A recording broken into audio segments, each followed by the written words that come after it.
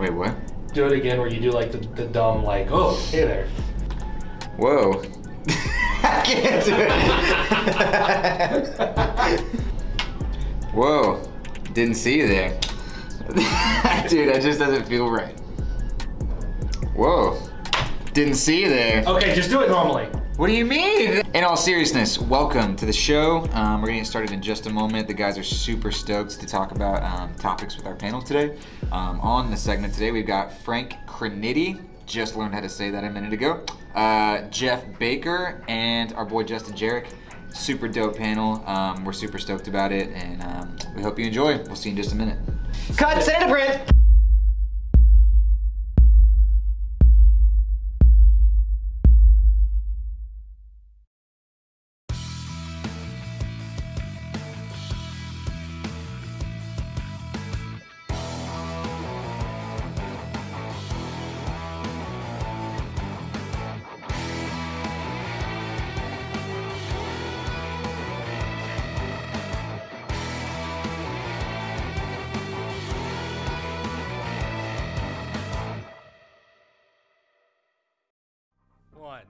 What's up, everybody? It's Thursday, it's 3:30, and it's Auto Dealer Live time. What's up, Car Guy Nation? What's happening? Not too much, man, not too much. Plenty of time to spare. Plenty of time to spare. Slid on in there. I was watching this movie, this show this past weekend. We started watching this show on Apple. It's been around for like a few months or so. My son told me about it, but it's called The Morning Show. And it's on Apple TV, Apple Plus, or whatever the new Apple, whatever it is. And we were watching it. It's like Jennifer Aniston and Steve Carell, and it's kind of centered around the whole like Matt Lauer kind of thing. But it's and then it just reminded me when you just slid into the seat the last minute. The weatherman was not ready, and they had to cut to somebody real quick. And he had like a freaking one of those like little things getting his beard trimmed. He had a suit on. He was running up to the camera, and he's like shakes it out, and as soon as the camera comes in, hey, how you doing? And it's like he literally a second before the Joker had like the little barber thing around him, and it was funny. You just never think about that. You think that we're always ready, but we're not. Right? It's true. I'm never ready. Yeah. Sometimes when we're live, I'm not. Every now and then your producer's like, it's 3:30, where's Dave? Yeah. Right. Sometimes you come in at 4:30. Yeah, 4:30. So, hey, man, what a great show we have planned today.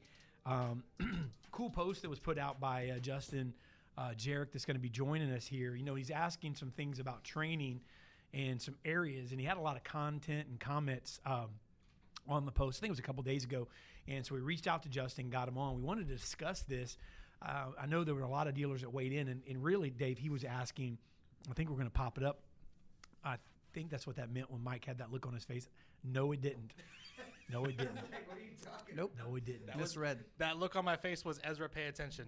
Okay, all right, my bad. See, I thought the Mike's usually Johnny on the spot. Usually he surprises and says, see, but I tried to introduce his surprise, and no, nothing.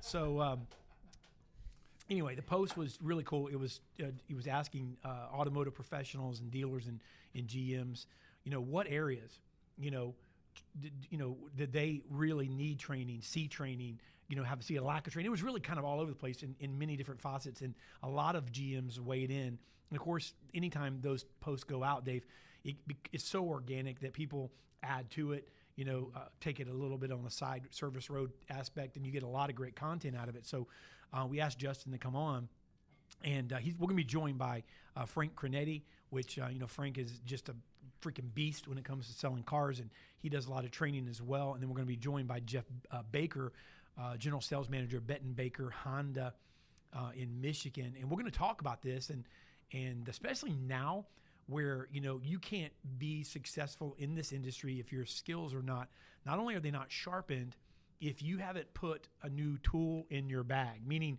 there's some things that we need to learn and learn quick if we haven't learned already. And we need to understand that we need these moving forward in this industry. Yeah, I think everybody right now is just a time, right, where everybody's reflecting on their processes and what they're doing and how they're doing it. And of course, with the access to social media and being able to look around the auto industry and look at a guy like Frank Criniti and a GM like Justin Jarek, who's very much out there, it's a great opportunity to be able to pull from these other people and really get great ideas on how to become more successful. And I think I have a lot of questions for especially Frank. For those of you who are watching, Frank Cornetti, I'm sure we'll mention it when he comes on, but it's got to be I'm guessing maybe the number 2 salesperson in the country, right behind Ali Rada. If I'm mistaken on that, he's got to be very close to number 2. So the point being is, selling over 100 cars a month, Dave, as an individual salesperson. I mean, we have many dealerships that don't even come close to that. Yep. And he's doing it as an individual. So when we talk about training and what's important, he'll be weighing in on the conversation. Got a lot of questions for him as well. Yeah, and so again, we're here directly from his mouth, rather than me. But I mean, just looking, as a person who understands, training and performance, I would imagine, and noticing the shift that obviously was forced upon us here in the last couple of months, I would venture to say that someone like Frank didn't miss a beat. And because he's probably not taking many floor ups, he's probably working very diligently on appointments and, and has a schedule nailed down. So here's the thing. I think that if anything, it's not really like, hey, stay this magic line. I don't think that's the kind of training that anybody that's worth their salt does, right? There's some things to say and not to say, but that's really kindergarten when it comes to sales. I mean, if you don't get those down, then, you really shouldn't be in sales. The kind of training I think that moves from amateur into professional always is centered around becoming somebody who is serious about what you do, to the place where you're going to learn it. And even if your company doesn't do it, even if your team doesn't do it, even if those around you don't do it, that doesn't move you. It's not the herd mentality when it comes to training. It's like, you separate yourself from the pack, and it's just the way it is with anybody that is a true leader. Usain Bolt, when he was running, he didn't just win, he dominated. He pulled away from people that were the fastest in the world. And so, right. I'm interested to hear what Frank's saying about this, just like Justin running a store and Jeff, running the desk and so forth, or running the team. I'm looking at these adjustments, and I would venture to say, again, I could be totally wrong, but I venture to say that Frank probably hasn't missed a beat because he is able to work his process, his training, no matter what happens, as long as he's, a customer is alive, and is there, that he's able to meet them, see them, have them come in, do whatever. And that's probably his normal process, just with a few adaptions. Yeah. And you made a great point, because I think that was kind of the whole idea behind asking that question on the post was, I think we have a tendency when we think about sales training, especially within the auto industry, are those things like, okay, what's the rebuttal? What's the comeback? What's the closing thing? Right? It's this magical, if we have these one-liners, we're gonna be great. And although there's a place for some of that, the idea is that it's training and becoming efficient and honing your craft and becoming an artist in this industry is much more than just trying to learn these attributes of the 10 steps or 12 steps or whatever the case may be. So it's going to be pretty cool. Yeah, and and we know a thing or two about training. Obviously, you are one of the VPs here in our training platform. I am a partner in that company. I've trained. We're both great salespeople. Meaning we've had a professional career for a long time, and so we know a thing or two about it. So we could kind of weigh in here for the next couple of minutes before we bring our guest on. I say this, man. Not only is we get caught up a lot of times, and I believe in the psychology. We actually have some segments in our platform on the psychology of sales. Believe me, there's a psychology to it. But if you get so caught up in that, if that psychology without sincerity is a recipe for disaster, because people can smell that a mile away.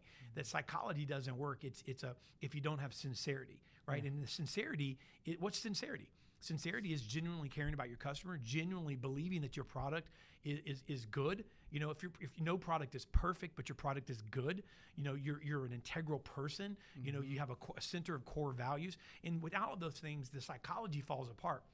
The psychology is really just being able to, I think, understand people, understand, their need, understand and listen, hear their needs and so forth. But that goes without saying. If you're not doing those things, again, I question your seriousness about your craft, your how serious you are about the auto industry or about what you're selling. That's just my opinion. So I think that a lot of things that we hang our hat on these lines are psychology driven, You know, Without a doubt. And and there's a place for that, but if you don't have the ability to for instance, magic. Lewis out here does magic, and we went to Vegas a couple years ago. We went to see that magic show. I remember that. The guy that won America Has Got Talent, and amazing stuff. And it's mind blowing. But I mean, you and I both know that it's an illusion. I don't know how to do it, but it's an illusion. Well, here's the reality. I don't know how to do it. I can practice it, but there's also a craft to that, meaning that psychology is somewhat of that. And if somebody's not good at that, they could still be in sales. You can still be in entertainment. You can still be in sales, but the process, you have to follow that process. And I think that's really the training that I think Frank is following a process, and that's why his numbers are there. Yeah, the thing I want to get into with Frank is just talking about, it's kind of like we have a training in Auto Dealer University, WWED, right? What would an entrepreneur do? And I look at a guy like Frank Cornetti, and you become more than just what we traditionally think of as a car salesperson when you're hitting these kind of numbers. You're an entrepreneur. I mean, you had to figure out a way to scale that to the success that that Frank has had. So I think that we, in most dealerships, those who have kind of in theory arrived at that 20 to 30 car threshold that we consider a great successful salesperson at a dealership, and you see them maybe there 10 years later, 5 years later at those same numbers. They still look impressive, but really, are they really growing as a business person? Yeah. And guys like Frank and Ali have been able to demonstrate that you can grow as a business and create something much, much larger. Absolutely. Are we going to break first? Yeah. Okay, Yeah, we're going to go cut the break commercial first. really quick.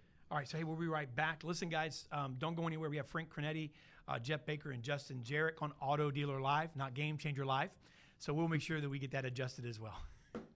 Hey, this is David Villa, the CEO here at IPD Agency. So dealers, look, I'm sitting outside of my office. I'm in my sales room. I'm going to ask our cameraman in a second to pan around because I want to show you our BDC and give you a little glimpse of who's going to do the heavy lifting if you decide to partner with us on this program. What is this program? Our program over Facebook is a solution.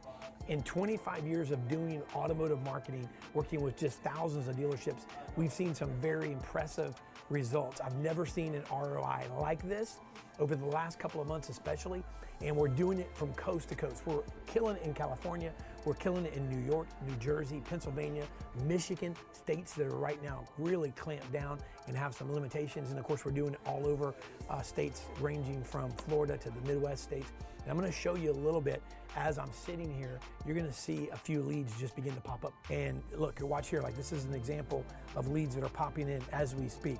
This is for Randall Reed's Park Cities Ford. Again, I'm not really sure how fast the leads are going to come in. There's another one at Walters Toyota in Kentucky. There's Campbell, sent a message, Ford of West Memphis. There's Gonzalez, Mr. Gonzalez, Leo Cates, Ford. They're actually in New York right now. This is their second time doing it. Premier Chevy, they're in California. These are happening as we speak. Another one, Joanne, Randall Reed's Park City Ford in Dallas, Texas. I think 3 would be best. Joanne, we happen to agree with you. 3 o'clock's perfect.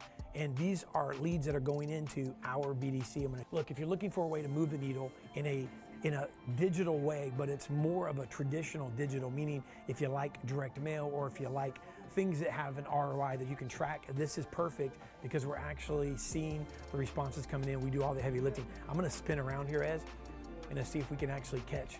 This is the BDC right here. Look, if you just notice here, we're in a 13,000 square foot office, and we're going to help you partner and sell vehicles in an unprecedented way. We can start pretty quick as long as we have a slot available, because when it gets full in a week, we just move to the next week. So we are setting up accounts for June. It's a 7-day campaign, and dial the number on the screen, and one of these guys right here will help you. All right, we're back. We're back. Hey, we're going to bring on our guest. I know that Justin Jarrett, which is the one who brought the post on, he's going to be joining us here in just a minute.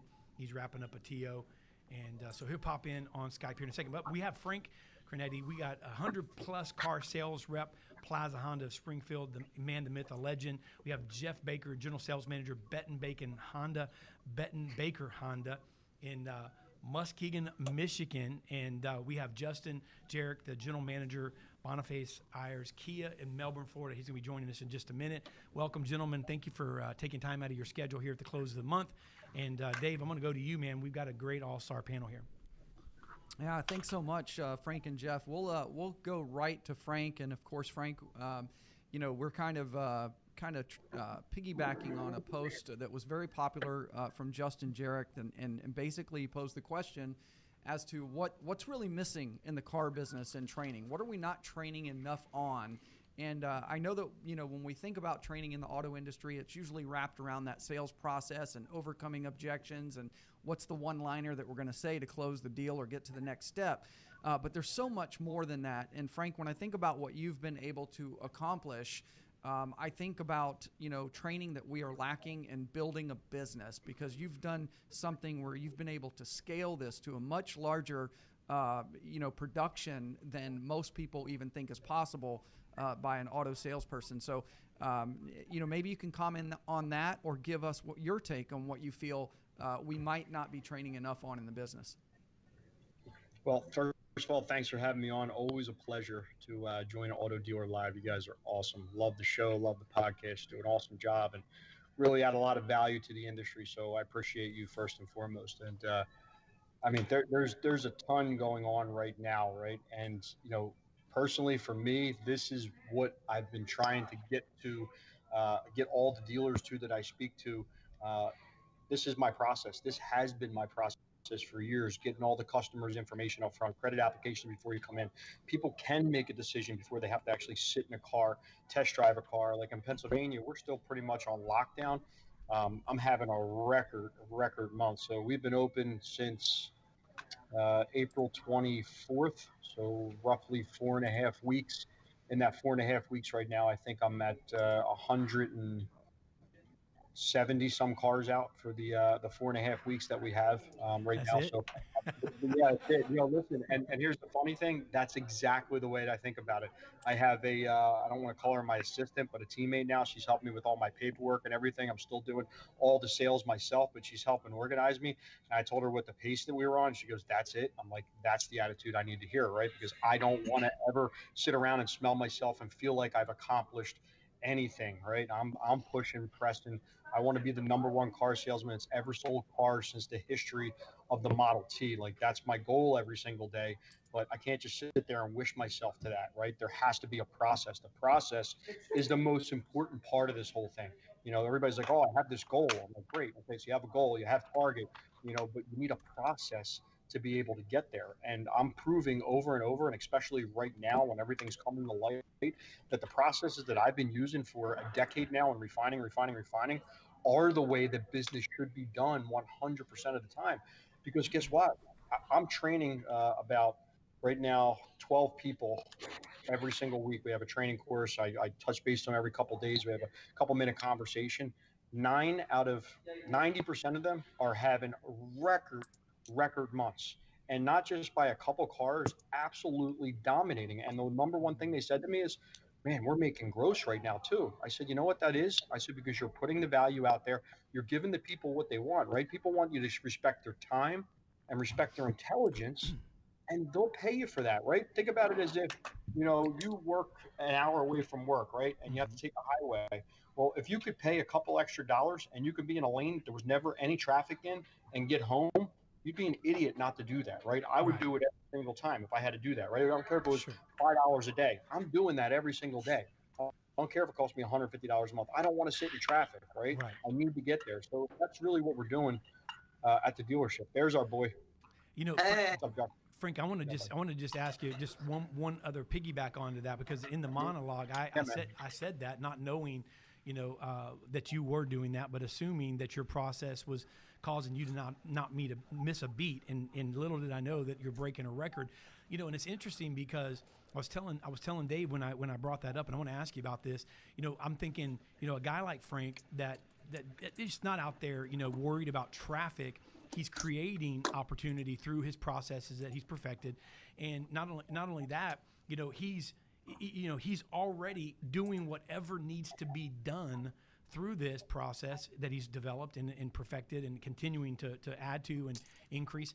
he's doing whatever needs to be done to make the customer, right, important, make the customers, make it easy on them. And so, I was thinking, and again, you're breaking a record, which is better than status quo. But I knew that you were not somebody that was struggling during this season, just based on what you've done. So, I know you've said it, but I want you to just to maybe, what does it take for somebody? What does it take for somebody? You've been trying to get the industry to do this, and does it take something like this, or is it something that dealers can? There are still dealers right now sitting around waiting to find out how to do business, right? There is dealers right now waiting to bring employees back because they don't know what the business is going to be. Guess what? You failed, right? You're done. I've been leaning into this the day that they said you can't come to work. Well, you know what I've been doing? I've been blocking off 4 hours of my day, 2 hours of my day, either at home or actually coming into the office, sitting here prospecting, following up with my client base to make sure A, they're okay, B, if they needed to defer payments when all this first started, how they would go about doing that, right? So I was going through and not just sitting around waiting for a government, waiting for a governor, waiting for an industry to tell me how to run my business successfully. I've been leaning into this throughout the whole time. And guess what? Boom, explosion. I'm crushing it right now. I'm outselling most of the dealerships around me. They don't have a sales team. It's me selling every single car. I hired him. When all this happened, I hired an assistant. I pressed all my money into. I built a little office in the middle of my showroom. I spent money. I leaned into this thing when everybody else was pulling back all their dollars, right? I didn't spend it on advertising. I don't have to advertise. Right. I am my own advertisement by what I do, community, the people I bring in, right? So the process is ultimately the most important part of this whole thing. You can have the right mindset, you can have all these goals, you can have everything, but the process is the most important part of everything. And it's not just the sales process. I mean, it's your processes. Like, what do you do when you're not selling, right? So right now is the greatest time in the history of the auto business ever to steal market share. I've never seen anything. So all these dealers that are around, all the salespeople that don't want to come back to work, first of all, if you have the opportunity as a salesperson to come back to work and you choose to stay on unemployment, you're done with me. Like, I mean, that's not part of a salesperson that I would ever want working on my team, right? I don't speak for GMs, I don't speak for owners, but to me, that's who I am, right? Yeah. So when else would I ever be able to steal this much market share with all these salespeople not coming back? So I've actually reached out to salespeople at other dealerships that are like sitting home. Listen, I know people are reaching out to you right now for cars. Your dealership's not going to pay you. Guess who's going to pay you? Frank Crenetti's going to pay you, right? So I'm finding ways to let people give me their own customers. It's crazy. And people are doing it right now because they're sitting home. Why wouldn't they? Sure. So, if your dealership's not operating at a full capacity level right now, I feel bad for you. It's more the process that I put in place for myself than just sit back and wait for somebody else to tell me how to do and handle my business. Success has proved that it's working. The numbers are the numbers. They're proving it. So fires me up, man. I'm fired up. I mean, I stay when we close at 7. I'm usually here till 9 o'clock getting everything organized. Sunday, I set a couple hours aside, so I have to start my day on Monday. So I'm putting in the extra work. People see, a while ago that I could work 4 or 5 days a week. That's awesome. When you're sitting back and you're getting fat, that's the time when the business is just flowing in. When you need customer flow, when something like this happens and you have the opportunity to steal market share, or you have the opportunity to jump up and become known because you're the only one leaning into this, this is when you don't work 4 or 5 days a week. This is when you put everything that you have into it, so that when you come out on the other side of this, you are the champion. Yeah. Right? You don't have to fight for business anymore. You already have that flow of referrals, repeat, the words out all over the street. Right? That's what it's all about right now. That's the process. Besides just making the customers easy and quick and everything else, I've already been doing that for years. So that was already easy for me. I didn't have to relearn anything. It's already been done that way. That's strong. Hey, I gotta quickly say something. And this, I was on a Zoom with Frank. I don't know if you remember this or not, Frank, but man, you said something that impacted me more than I can even begin to tell you. And it's something I use and I talk about, and it's something I preach and do every single day. You told me how you do anything is how you do everything, man. And I'm telling you, it's the truth, right? I live by that. It's not just the saying, right? It's the truth. Without a doubt. Me too. If you half-ass anything in life, then that's just who you are, right? You're a half-ass. Absolutely. I don't, and I actually deter a lot of people from being around me sometimes because I'm so intense with a lot of stuff that I do. But that's just the way I am, right? I don't want to do. If I'm going to do something, if I say yes, then I'm all in with it. You know what I mean? If I say yes, I'm going to come out and support you, or I say yes, I'm going to help you do this. I'm going to see it throughout the whole process. I'm not going to hand it off to somebody else, and that's how I do it. But I got a Justin. I got a Yeah, question there's- for you, real quick, too. Frank's and he would say he's not, because I know Frank's heart.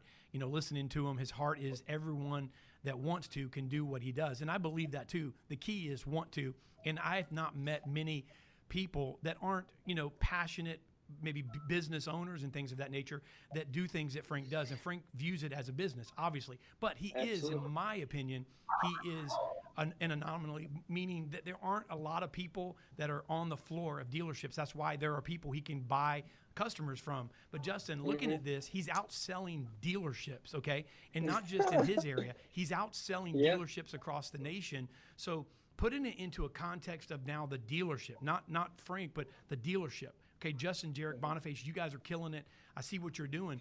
I mean, think about the dealerships that have shrunk back. And the dealership might not be able to have, 20 Franks, right? But they can have a manager like yourself, someone who thinks that way, that is putting processes in place that are taking market share right now. Talk a little bit about that from a dealership's perspective during this time, how you can gain market share. Absolutely. The one funniest thing, and you guys always hear me preach about it. I talk about it. I preach. Man, it's something that I do. It's so funny is everyone's just now talking about the power of social media, right? It's insane. Like, why the heck haven't people been doing this all along? I mean, so that's one thing that we've been doing, and I think there's a lot of, everyone, and whether you're young or old or whatever the heck it is. I have a lady that works for me right now. Now, she's not Frank Trinity, but she's 66 years old, and she sells 30 plus a month. I mean, and every day she's posting cars on social media. She's freaking asking me questions all day long. Hey, what can I post? Hey, what do you think about this post? Hey, can you create a post for me? So, like, when you have a little bit of desire, man, that goes such a long way. It's insane.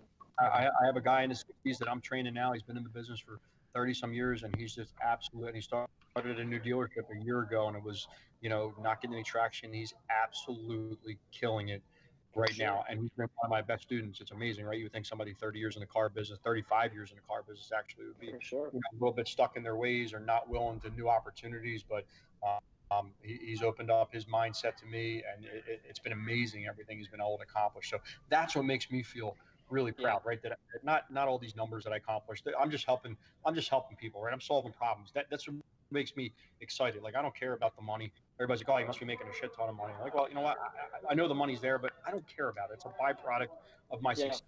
I'm pretty humble. Folks, I want to remind the listeners here. This is real quick before Jeff jumps in. Jeff's in Michigan, so pull them back up again, Mike. You can pull them up. Let them be on the screen. So just real quick, Jeff's in Michigan. Michigan is still clamped down, but Pennsylvania. I just want to tell you guys that Frank's doing this in Pennsylvania. Listen, they were shut down. When I say shut down, they couldn't sell a car. They couldn't sell online. So what 4 weeks ago, Frank, they open up. In general, while we were all at least allowed to do some sort of modification, delivery, and so forth, they weren't. So this is in a state where it's you have every excuse not to. And I want to remind you, and of course, Jeff, you're in Michigan. You were going to say something, and these are challenging times. I talked to my buddy Matt Lasco right now. I mean, they're doing some unique stuff, man. But listen, the winners are winning right now. So Jeff, talk a little. Absolutely. I want you to weigh in, Jeff. Yeah, I would agree, and Frank hit it on the head. You got to have respect and respect people's time right now and be intelligent about it.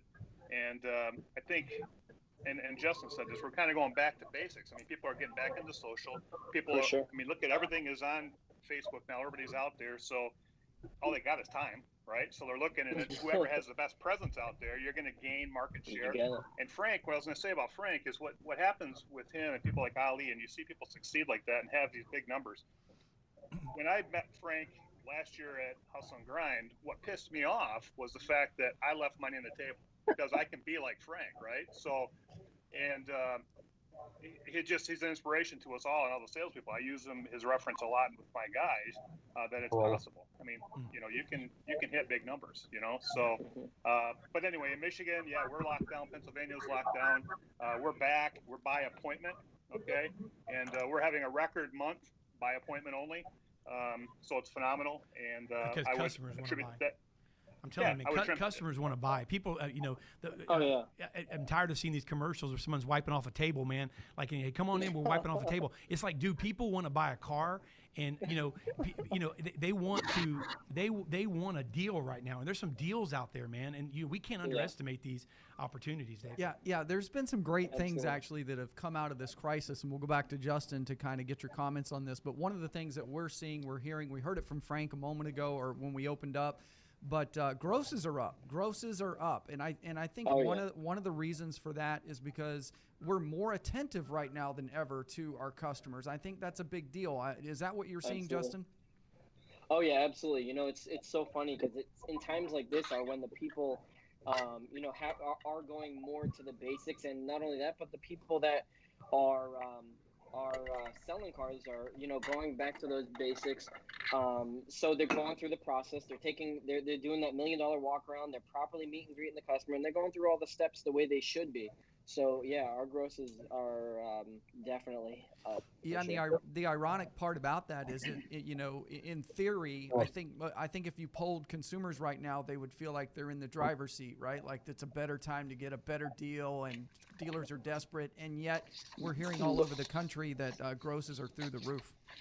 What's crazy though is the deal is a state of a mind. You know what I mean? So when you do $1 million walk around on your car, I mean, what is 25 grand or 30 grand when you've sold that car as if it's 100 grand? So everything goes back to the basics, building that rapport. So, you establish a great relationship with your customer, going through the process, selling the vehicle and doing that great walk around and doing all the steps, properly selling on their hut buttons and doing all the things that we started when we first got into the car business doing.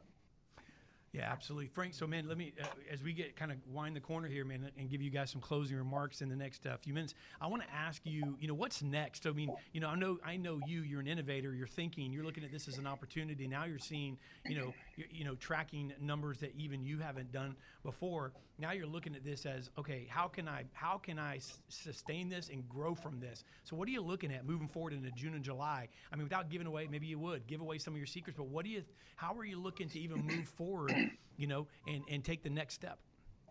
Well, I'm not looking to sustain anything. I'm looking to grow every single day. So, people look at my numbers and it's their perspective of, wow, it can't happen sometimes, right? Which I don't care. I'm not here to convince a bunch of car sales people that what I'm doing is actually what I'm doing, right? If I wasn't doing what I was really doing, and I am probably one of the most vocal people on social media, with all the clients and everything that I post. Like, these are not all actors that come in here. Somebody would have called me out on my BS already, right? So, what I'm doing is what I'm doing every single day. For what is next, I'm innovating. I'm willing to pivot and do whatever I have to do to be the next step, right? I'm not looking back at the things that I was doing 2 years ago necessarily, right? I'm still doing a lot of things, but I'm building and looking forward, because if you're kind of okay with what you're doing right now and you're not looking forward where the business was going, I seen this coming, right? With all this, when we started to shut down, when everything. So that's how I knew that this was the opportune time. This was like when everything crashed and died back in 2008, 9, 10, right? This is when I exploded. This is when I went around to businesses and partnered with a lot of pizza shops, restaurants, hairdressers, bartenders, whatever it is, to get my name out there for referrals, to get the community to support me. So, it was the same exact feeling. I'm like, I have to lean into this. I have to spend money. I got to put my time and effort. I can't lay around and get fat watching Netflix on the couch all day like half the country's doing, right? And all the car sales people out there right now, right? Half of them don't want to come back to work. I never applied for unemployment. I never did any of that. Like, I just want to stay so focused that I was still working. Mm-hmm. So then when I come out on when this explodes, I'm already lapping everybody. I don't have to get the engine going to go around the track already. I'm already running, right? And everybody else is trying to catch up or figure out what Frank Granetti's doing. Guess what? Just go watch everything that I'm doing online every single day. Frank, love it. Frank, what would you say to a 30 car a month guy or gal at a dealership who's feeling pretty great about, averaging 30 cars plus every month, and they kind of feel like they've arrived in a certain sense, what would you say to them? Feel any way they want. Let them feel any way they want. If that's what it is, listen, you can't switch somebody's mindset and perspectives. It's like posting something right now about politics on Facebook. Great, you got your point across. You just lost half your customer base, right? Yeah. Great. I sit here and I say something about people that are happy with 30 cars. Great, I got my point across, and then half the sales force in the world can't stand me. So it's like, if you're happy with that, that's totally fine. That's your perspective. That's where you want to be. That's your lifestyle, and that's totally fine. Mine has never been. I don't want to be number two to anybody ever in the history of anything, right? So when somebody says, "Hey, you're the number two," it's like, and guess what? Number one is one of my good friends. We talk all the time, right? So he's one of the persons that I relied on when this all happened. I said, "Listen, I need to talk to you." He's like, "You talk to me anytime." I said, "No, but we usually talk about family stuff, other stuff, me and Ali." So I said, "I need to talk about business. How did you handle getting to that next level," right? Because he's the only one that I can talk to about scaling my business to a different level. And he's like, hired my assistant Mina, and this is how we did it, blah, blah, blah, blah, blah, for a 2-hour conversation. And I'm like, okay, took a lot of that, put my own spin on it, and just leaned into this whole thing exactly that way. When everybody was telling me I'm crazy, I should just wait, you shouldn't get an assistant right now, you should figure out what the business is, you might only be doing 70 cars a month. I'm like, why would you even think that? Like, where does that come from? So if your mindset is, okay, 30 cars a month is awesome and I'm great, then that's okay. That's your perspective. That's what it is. I don't have to work with you, right? But if you're at 30 cars a month and you know that you're better than that, you know that there's 40, 50, or double that, you just can't break through that level, right? Sometimes you need help to get through that level. And then once you get to that level, it's just level. If you're that person, then I can help you, right? But if you're happy and comfortable at 30 cars and that's where you want to stay, that's totally cool. I can't help you. You know what I mean? That's kind of what it comes down to. I think the key there is happy and comfortable, right? I mean, because I'm putting that into the question, I mean that you can't do anything about that until somebody becomes unhappy and uncomfortable, in a sense, and that doesn't necessarily mean because your bills aren't being paid. It just means that you want more. You want, and I love that attitude. And so I'm going to give you guys some closing remarks here. And we'll end with Frank, but we'll go back to Justin. Justin, just listen, that post you put out, we didn't get a chance to really. You came on a couple minutes late, but I want you to weigh in on that. And you just got a lot of comments from a lot of people. What are a couple of the comments? And take some time, but in a couple of minutes or so, what are some of the comments that really stood out to you that you think that need to be, maybe something that you could bring into the context of the show? Absolutely. So just a couple of them. And the most important thing is, I think just as a whole in the automotive industry, we don't train enough on it really much. I mean, depending on the dealership, it seems to be like it's a lot when there's, your morning sales meeting. It seems like the dealers are telling the salespeople what they're not doing, and they're not leading by example. They're saying all the things that they could be doing, but they're not showing them how to do it. They're not training them on how to do it, but yet they're telling them what they should do. So that's really my point. I go live every morning to do my lot walk because I want people to know that our whole staff is out there doing it. It's not just me telling the guys, hey, go do the lot walk and hopefully you guys see something and, wish you guys luck. I'm out there every day. We're going in all the cars and that's our standard. I whatever I'm preaching, I'm doing 100% of the time. And training every day, we're training, we're role playing, we're going over different parts of the process, the importance of the process, marketing, social media. We're training on everything every single day. We're touching on each one.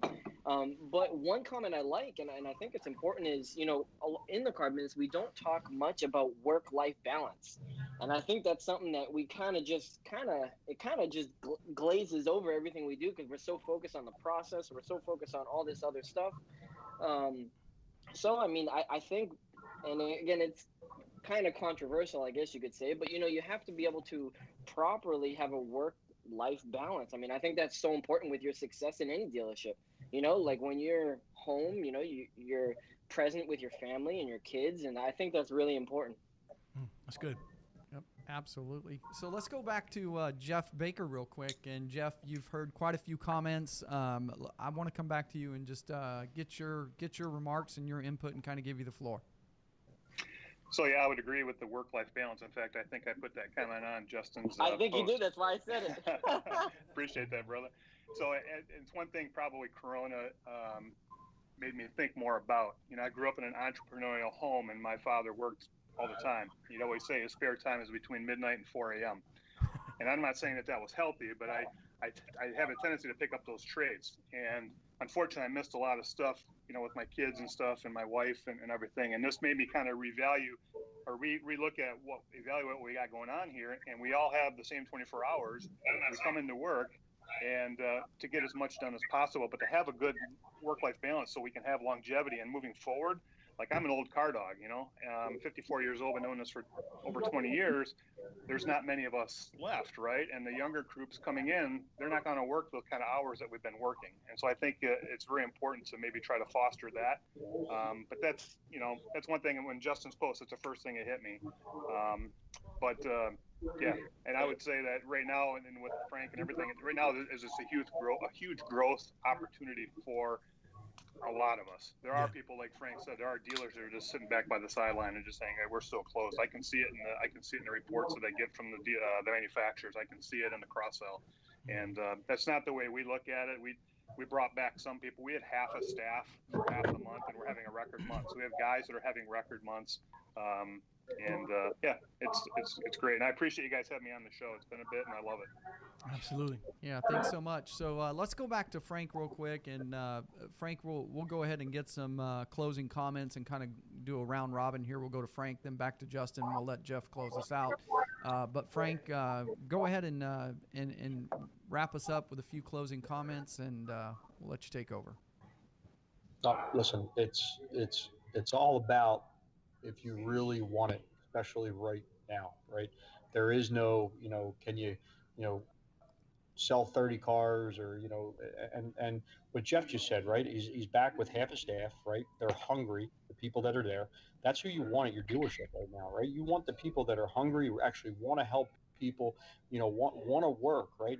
Not somebody just wants to come to the dealership to hang out, sell a couple of cars, and just be average. So, this is kind of like the rebirth of the car business is the way that I'm seeing it, right? So not flooding the floor with salespeople, right? Because you can't do that right now, especially in our state, and it's working out phenomenal, right? So there's guys that are able to get in front of more customers, be able to help more customers. I'm seeing them, I'm helping them refine their skills because they're getting to talk to more people on the phone. They're getting to be doing the more stuff digitally, right? That they should have been doing this whole time. But now this process is forcing them to do it, and they're growing with it. So this is just a rebirth, I think, of right? I don't mean to make it sound like this epic thing, but it really is. I mean, let's be straight up, right? There's car salespeople that aren't going to come back from this, right? There's car dealerships that aren't going to come back from this. Hey, there might be automakers that don't come back from this, right? That's yet to be seen. So to me, the way that I've been doing business this whole time, I remember I used to do a couple of these shows, and I would tell people that I don't need to go on every single test drive because I'll ask the customer have they made a decision on the car they want to purchase already, and they told me yeah, and they don't need to drive it because they've already owned 54 Honda Accords, and they looked at me like I was crazy. There's no way a customer could buy a car. Well, guess what? I bought 39 cars myself for my personal. I think I've test driven like one, right? And that's not just because I'm in the car business. I've watched the YouTube videos. I know that's the car I want. Right? I just want to buy it. I don't need to necessarily drive it. I want it, right? Just like Amazon, there's a buy now button. It's basically the same thing. And a lot of people always ask me, are car salespeople going to go away? And this was months and years ago. And my answer to the whole thing was always yes and no. A lot of car salespeople are going to go away because they're not going to be needed for their process. I make myself an important part of the process that you need me, right? Yeah. If you had your doctor, your lawyer, your accountant, your chiropractor's cell phone number in your phone, and you could reach them on a Sunday night at 7 p.m. because you had a burning question or something you needed to know, and I could shoot you a text message, how valuable would that be? Why would you go get any other doctor ever, right? That would be your doctor for life. It's the same thing with me. I've been giving my cell phone number out, 484-368-9000. It's everywhere that you look, okay? For years, people have been texting me, calling me. It's the only number I give out. My phone starts ringing at 6:30 in the morning. I don't say, hey, this is not the dealership line. I say, hang on 1 second. Let me transfer you over to service. I transfer the call. I don't give the dealership number out at all. I want the business, not for the dealership. I'm branding myself, right? And that's what you need to do right now. If you've been doing and branding and putting yourself out on social media and following the processes that I've been doing and a couple other salespeople that I know of have been doing, you're going to come out of this mega successful, right? If you lean into this right now and put in the extra work now, then you can be laid back and get fat later if that's what you want to do. But right now is when you have to put the work in. You're already late to the game if you're starting now, basically. Nice. Well, thank you, Frank Frenetti, Jeff Baker, Justin Jarek. I want to thank you guys for joining us today. What an incredible show and panel.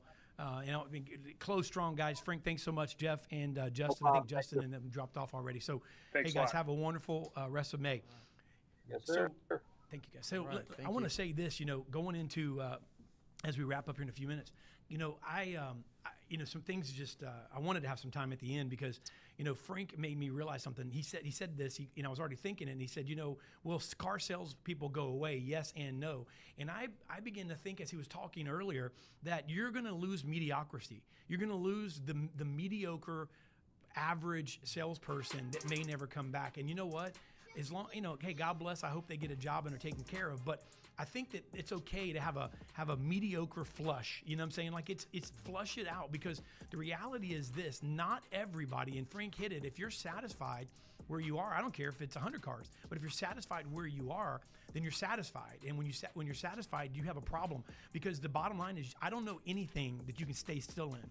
You always will go backward eventually if you stay still. You will go backward. And so I want to say that if you want to improve, this is the opportunity. And there are a lot of opportunity where people can come in and even Jeff Baker said, half my staff, but they're having record months. What's wrong with keeping half a staff? Maybe we figure out we don't need as many salespeople as we thought, and then let those that are hungry go out and sell more cars. And, and we might just have a bigger month than we did before.